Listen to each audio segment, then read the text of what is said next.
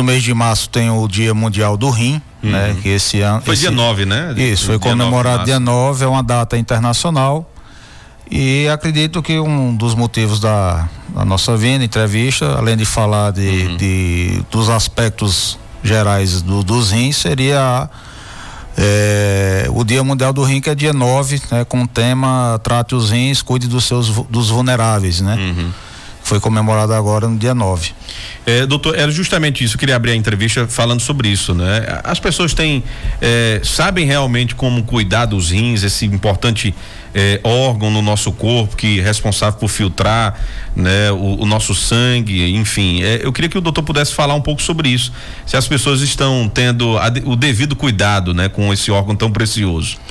Você falou um tema importante, né? Filtrar o sangue, né? Então essa é uma das principais funções dos rins, realmente filtrar o sangue, né? Ele tira as impurezas do sangue. Na verdade, o rim ele mantém o equilíbrio, né? O equilíbrio do nosso corpo, né? E ele filtra o nosso sangue, com isso ele controla a nossa pressão arterial, ele elimina as impurezas pela urina, então controla a quantidade de líquido do nosso corpo. E na grande maioria das vezes o rim ele não causa dor.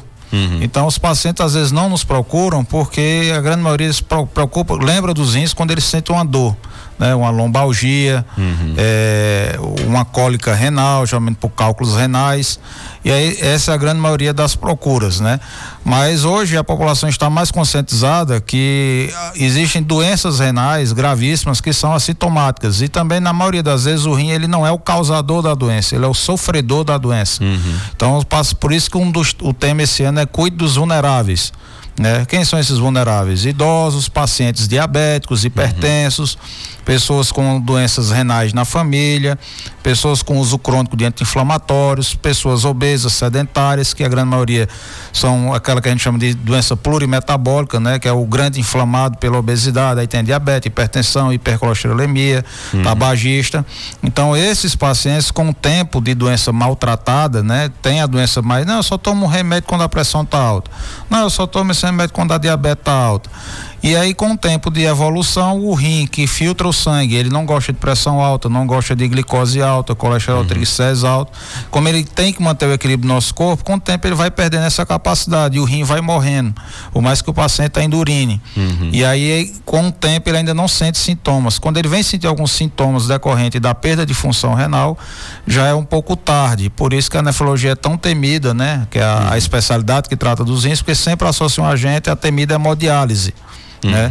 Então, mas a gente hoje procura dizer que a nefrologia não é só diálise, existe doenças renais, a doença renal ela pode ser tratada, ela pode ser diagnosticada, tratada. Então hoje realmente está mudando esse conceito de muita gente já procura a gente, os próprios colegas médicos já encaminham, né? Vê uma alteração nos exames de sangue, nos exames de imagem, no exame de urina, e aí tendo um histórico melhor do paciente, já estamos encaminhando para evitar que aconteça o perigo que é chegar a ter que fazer diálise. O doutor Cícero Brasileiro, eu queria, acho que muita gente deve estar se perguntando, mas se não tem sintomas, se a maioria das vezes é assintomático, né? Então como rastrear, como é que o cidadão pode, por exemplo, quem está nos ouvindo agora, saber, né? A hora de procurar, isso, né, exatamente.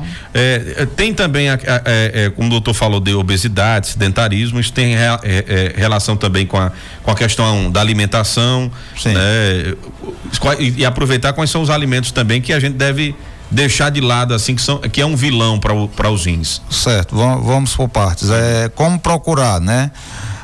É simples. Do mesma maneira, a população ela se preocupa mais, quando você faz uns exames, a população sempre pergunta: minha diabetes está boa? Meu colesterol está alto? Então criou-se essa rotina, né, devido às doenças cardiovasculares, principalmente doenças cardíacas, hipertensão, riscos de infarto. Então criou-se essa rotina da população se preocupar mais com esses exames. Dificilmente você chega um paciente pra gente ou para alguém e pergunta: minha creatinina está boa? O quê? Não sabe nem o que é a creatinina. Então, creatinina é um exame de sangue simples que qualquer laboratório faz, qualquer cidade faz, exame simples, barato de sangue, que com a simples creatinina a gente sabe como está a função renal. Então, a campanha da Sociedade Brasileira de Nefrologia, ela sempre pede isso, que pelo menos a população os pacientes em geral dosem pelo menos a sua creatinina e a ureia, que são os dois principais marcadores de função renal, pelo menos uma vez ao ano. Que façam a dosagem de creatinina, ureia, um sumário de urina, um EAS e um ultrassom de rins. São exames de rotina, exames simples que em qualquer lugar faz, e com esses simples exames a gente pode diagnosticar uma doença renal. Da mesma maneira que a população que se preocupa em dosar o colesterol e triglicérides. Então hoje já está entrando nessa rotina. Sobre a alimentação geralmente para o paciente que já tem alguma doença renal, geralmente ele já vai ter outra doença, uma diabetes, uma hipertensão, uma anemia, uma insuficiência cardíaca. Então, na grande maioria das vezes, já é aquela alimentação já passada pelo nutricionista para ele, restrição de sal, restrição de carnes vermelhas, que tem proteínas, restrição de carboidratos, outros tipos de açúcares e massas, e beber muita água, ingestão alta de água, no mínimo de 1,5 litro a 2 litros de água por dia, e uma dieta saudável, procurar frutas, verduras, legumes e evitar o máximo possível de massas, carboidratos, proteínas, animais e suplementos também esses de academia, tem muita creatina, que a creatina ela vem derivada da creatina, que é do músculo, por isso que ela é produzida no nosso corpo e é um marcador da função renal. Estão perguntando aqui, doutor Cícero Brasileiro, água de coco, é ruim para quem tem cálculo renal? Não, sempre perguntam. Tem uma história de mito, a água de coco ela tem esse mito, Se você não faz hemodiálise e se você urina, pode beber água de coco à vontade. Deixa eu aproveitar e fazer uma pergunta sobre água também, aproveitando que o doutor Cícero já falou sobre a ingestão de água e o ouvinte perguntou sobre a água de coco. A gente está num período onde as pessoas se opinam muito nas redes sociais, você tem especialista de todo tipo em rede social e muitas vezes você não sabe nem a procedência. Do WhatsApp, doutor do Instagram. Mas infelizmente acontece. E a gente escuta muita coisa sobre a ingestão de água. É necessário sim ingerir uma quantidade média de água por dia, como o senhor disse, doutor. E o que pode acontecer com o nosso organismo para quem não tem esse hábito de beber água? Água, lógico, tudo demais, tudo em excesso é prejudicial, é veneno, Mas de 1,5 litro a 2 litros de água por dia, fora outros líquidos que você vai beber, não vai prejudicar o rim, desde que você não tenha nenhum problema renal. Por exemplo, o paciente que faz hemodiálise e na grande maioria das vezes ele é anúrico é o paciente que realmente não urina nada, ele não urina nem um copinho desses pequenininhos de café. Esses realmente ele tem que ter um controle hídrico, não pode beber muita água, porque senão ele não vai ter como colocar essa água para fora, a não ser na hemodiálise, Mas se a pessoa é saudável, tem uma boa diurese, ou seja, não tem nenhum fator que impeça ele de urinar, ele pode beber no mínimo 2 litros de água por dia, fora outras bebidas. Lógico, tirando-se refrigerante, e bebidas alcoólicas. O problema é que nós moramos num clima quente e aí é do organismo reter líquido. Então, às vezes o paciente ou a pessoa ela não vai sentir tanta sede, não vai beber muita água, porque isso é do organismo mesmo, O organismo em locais quentes, ele vai tentar manter esse líquido dentro do corpo, a pessoa vai urinar menos e aí ela não vai desidratar. Só que chega um ponto que ela começa a perder água, que são as perdas insensíveis, O paciente perde água por suor, transpiração, e aí realmente ele não bebendo água, ele vai sofrer de um mal chamado desidratação, E às vezes a desidratação prejudica a função renal, o paciente às vezes interna por isso, e fazendo a hidratação ele melhora, tendo uma boa resposta, por isso ele vai melhorar. Então esse é o prejudicial por rim, a questão da desidratação. Olha, o doutor já falava aqui, já parece que já tinha gente, já estava adivinhando as perguntas aqui. Boa tarde, olha, a creatina, usada para treinar prejudica os rins, o doutor já ia adiantando, já ia falando. Prejudica sim, a creatina, a suplementação de cálcio, vitamina D, se não for da maneira responsabilizada, isso aí prejudica os rins, sim. Olha aí, então E pode dar cálculos renais também, Que a questão do cálculo renal, na maioria das vezes, é porque você tem tendência genética. Geralmente eu digo, quem tem cálculo renal, quem pode, não é quem quer. Porque se você já tem uma tendência genética a ter uma urina ácida, a urina com muitos sais e minerais, e já adota uma dieta com suplementação de vitaminas, com suplementação de creatina, bebe pouca água, é tabagista. Então são fatores de risco que vão propiciar você a já ter aquele cálculo renal. Porque o cálculo renal é quando a urina não é só água, a urina ela tem sal, tem cálcio, magnésio, fósforo, ácido úrico, bicarbonato, então tudo isso tem que estar em equilíbrio. No momento que ele começa a saturar começa a cristalizar e aí forma o cálculo renal. O problema, Tony e doutor Cícero, é que hoje em dia, principalmente a juventude está aí tomando esse tipo de produto, né?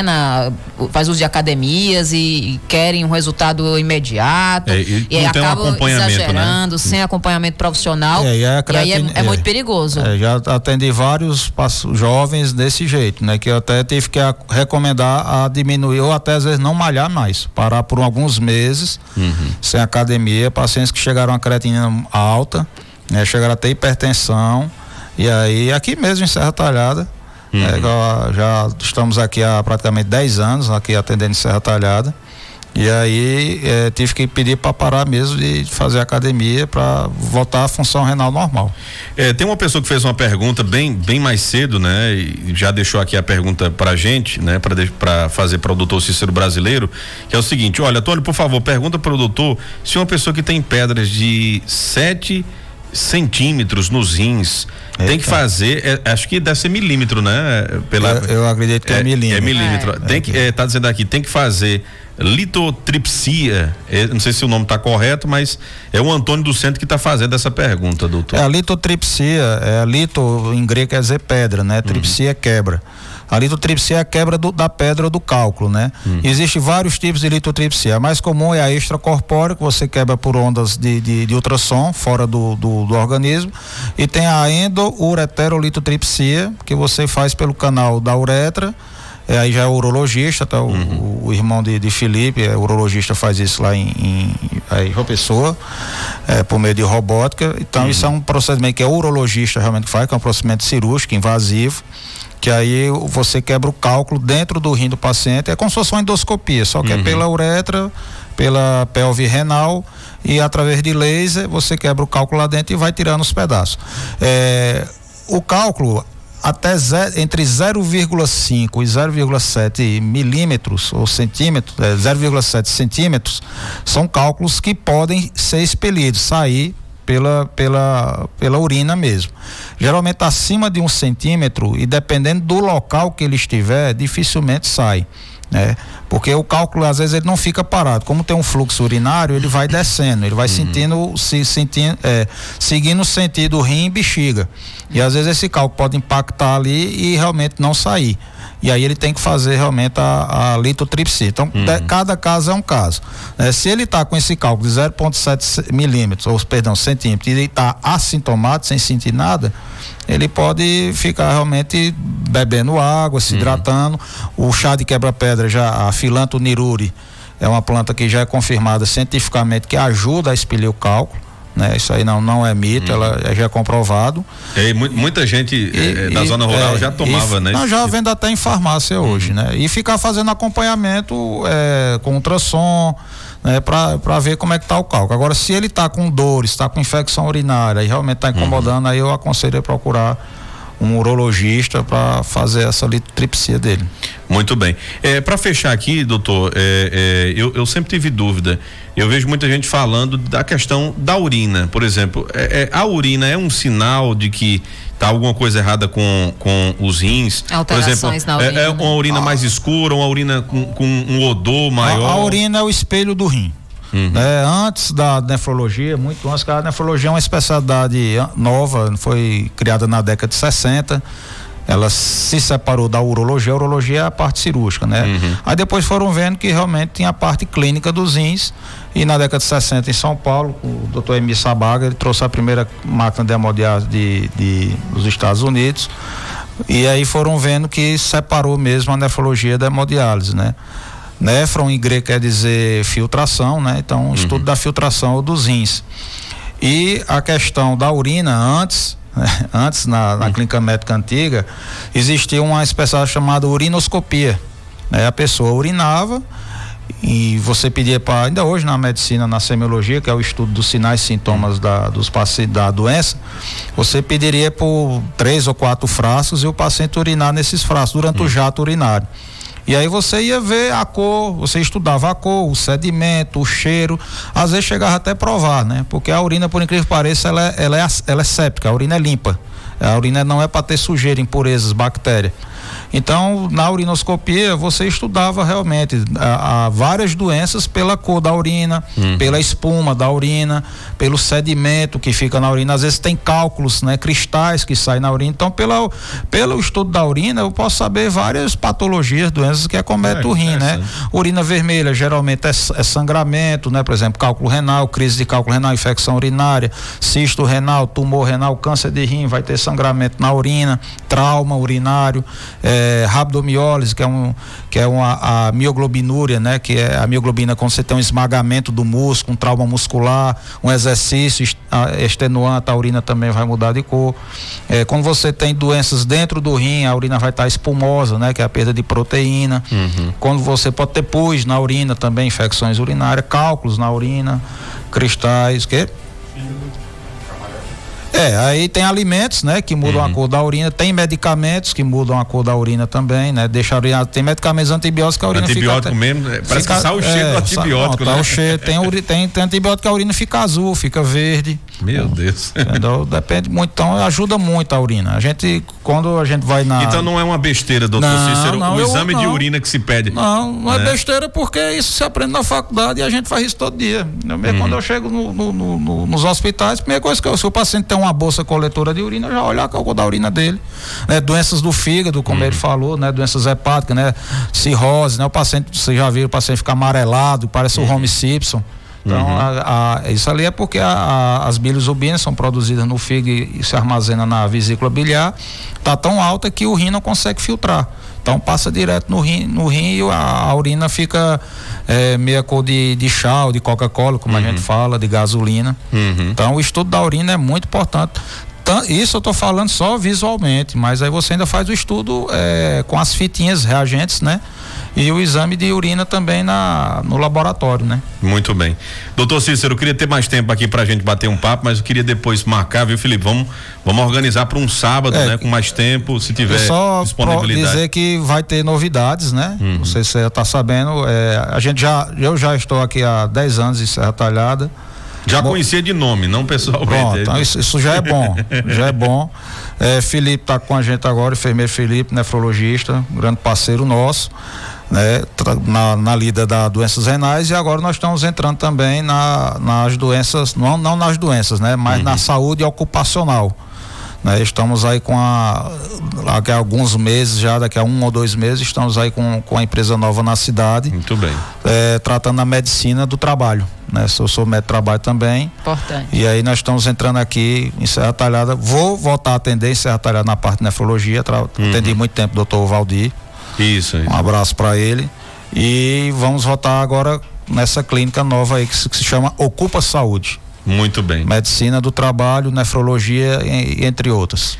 Desejo boa sorte para vocês, né? Tenho certeza que vai dar muito certo com esse novo empreendimento. Estudamos o mercado e vimos que tem um nicho. Muito bem. Doutor Cícero Brasileiro, um abraço, meu querido. Prazer conhecê-lo pessoalmente, viu? O prazer é nosso. Estamos